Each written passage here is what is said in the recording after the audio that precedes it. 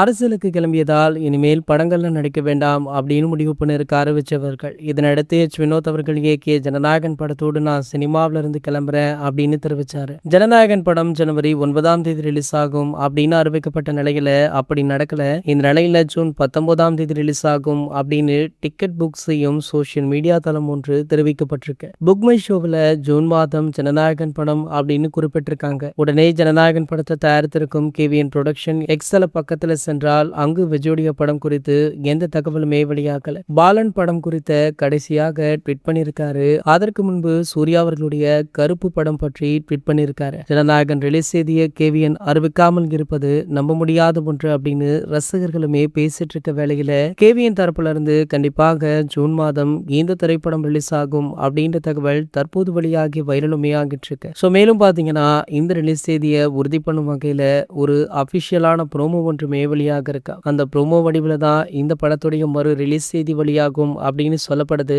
சமீபத்தில் தளபதி விஜய் அவர்கள் தமிழக முதல்வராக பதவியேற்றதை ரசிகர்கள் வேற லெவல்ல செலிப்ரேட் பண்ணாங்க. ஸோ அதே போல அவருடைய கடைசி திரைப்படமான ஜனநாயகன் திரைப்படத்தையுமே செம்மையா செலிப்ரேட் பண்ண ஆவலுடன் காத்துட்டு இருக்காங்க. இது போன்ற செய்திகளை பத்தி நீங்க உடனே தெரிஞ்சுக்க நம்மளுடைய சேனலை மறக்காம சப்ஸ்கிரைப் பண்ணிக்கோங்க.